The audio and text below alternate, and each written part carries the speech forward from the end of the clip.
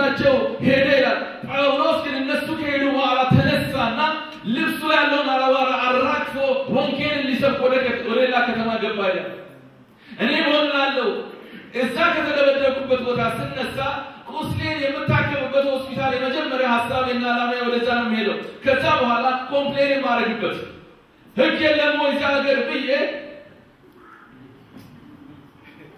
ይገባችኋል አይደል መታለና መታችን ለማስተር ይሄ ሰው መገረፉን ስለ ወንጌል ጉዳይ እንደሆነ ስላመነ አወራውን አራግፎ ወንጌል ሊሰብክ ሄደ next ነገር ያደረገው ያን ነበር ልቡ በዛ የወንጌል እሳት ያህል ተመከታላችሁ በዛን ዘመን 100 ዓመት ባልሞላ ጊዜ ውስጥ ነው ማለት 100 ዓመት ባልሞላ ጊዜ ውስጥ ወንጌል በዓለም ሁሉ ደርሶ ነበር ኢንተርኔት የላቸው ቴሌቪዥን የላቸው ሳተላይት የላቸው ስልክ የላቸው መኪና አውሮፕላን የላቸው ባቡር የላቸው መንገድ እንደሚገባ እንኳን የላቸው ነገር ግን በ100 ዓመት ጊዜ ውስጥ ወንጌልን በዓለም ዙሪያ አድርሶ ነበር ስለዚህ ጳውሎስ ሲናገር ወንጌልን ፈጽሜ ሰብቻለሁ አሜን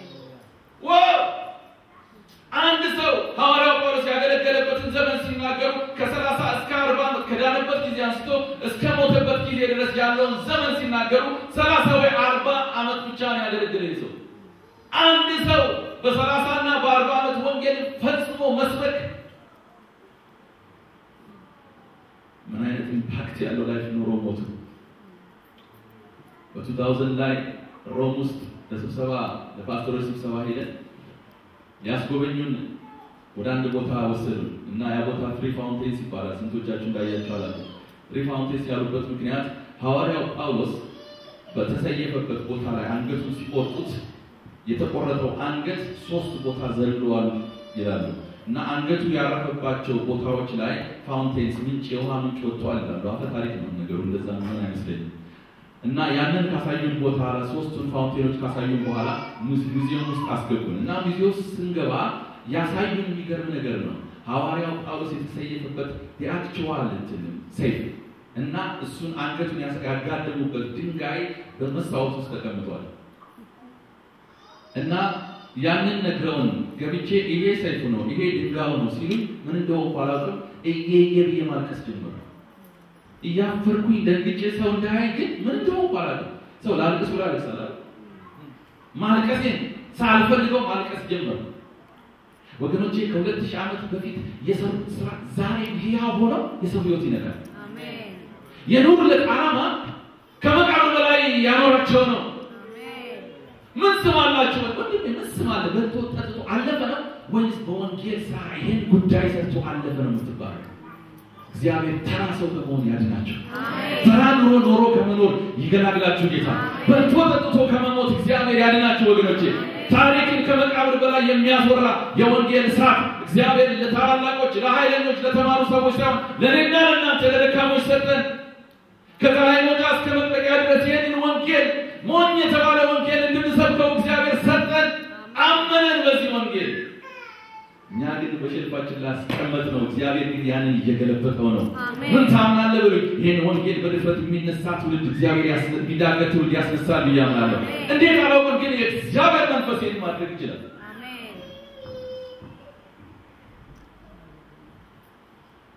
ይሄ ወንጌል በዓለም ዙሪያ ሳይሰበክ ኢየሱስ አይመጣም ስለዚህ የተሰማስ መሰበክ አለበት እሺ ብንታዘዝ ይሄን ወንጌል ብንናገረው ህይወት ይሆንልናል አሜን ታውቃላችሁ ይሄን ወንጌል ለመናገር ብትቆርጪ እግዚአብሔር ስለ ወንጌል ጉዳይ አንተና ቤተሰብህን ይባርካል አሜን በምን ጉዳይ ይባርካል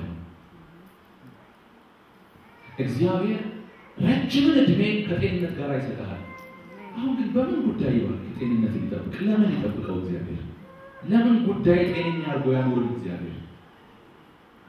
እግዚአብሔር ባለጠጋ ያደርጋል አሁን ግን ለምን ጉዳይ ባለጠጋ ያደርጋል የምታገኘውን ገንዘብ ምን እንደምታደርገው ምን ያውቃል ማን ያውቃል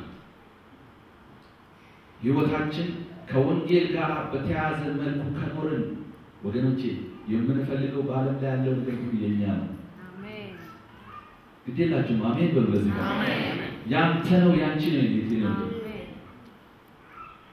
ማይሳደድ ነገር እያሳደድን ዘመናችን ተቃጠለ። ማይፈልግ ነገር እየፈለግን ዘመናችን ተቃጠለ።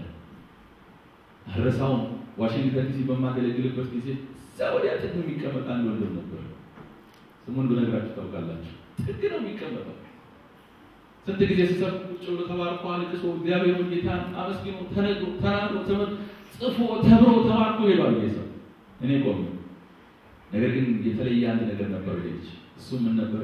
በየሰፈሩ በየመንደሩ ለነፍሳት ይመሰክር ነበር። አሜን። ያገኘውን ሰው አልፎ ላገኘው ሰው ሁሉ ይመሰክር ነበር። የተማረ ልጅ አይደለም። እንኳን እንግሊዘኛውን አማርኛውን በደንብ ማይናገር ልጅ ነው። ግን ይገርማችኋል ዛሬ በዓለም ዙሪያ በጥቂት ዓመታት ውስጥ በዓለም ዙሪያ እያዞረው ወንጌል እንዲናገር እግዚአብሔር አሜን። ቅርብ ጊዜ አረብ ሀገር ሄጄ አለ ወንጌል ማነሳው ለምን ይባርክ ይላል። ለምን ይባርክ? የምስራቹን ቃል ካልተናገር ለምን ይባርክ?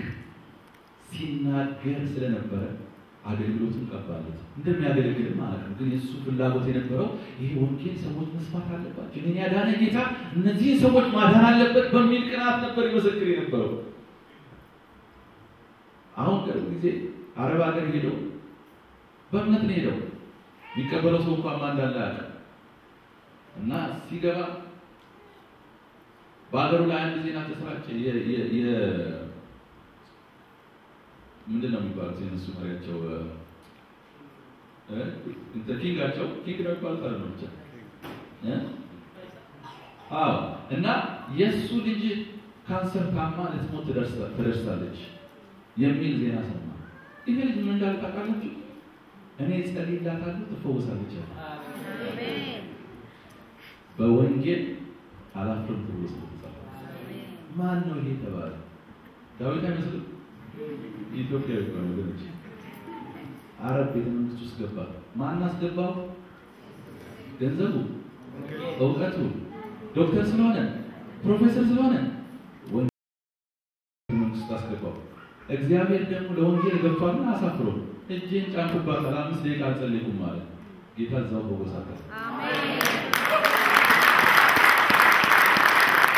እዛው ወንጌል እዛው ቁጭ ብዬ ለአረብ መሪዎች ተበኩላቸው። የወንጌል ያከብራል። አሜን። ያከብራል። አሜን። ለምን ተዋረድን? ወንጌል ስለታለ። አሜን። በአሜሪካ ውስጥ ሪሰርች ተደረገ። ሪሰርቹ ምንድነው? ስንት ክርስቲያን በኖረበት ጌታን አምኖ እስከሞተበት ጊዜ ድረስ ስንት ፐርሰንቱ ይመሰክራል ተብሎ ሪሰርች ተደረገ።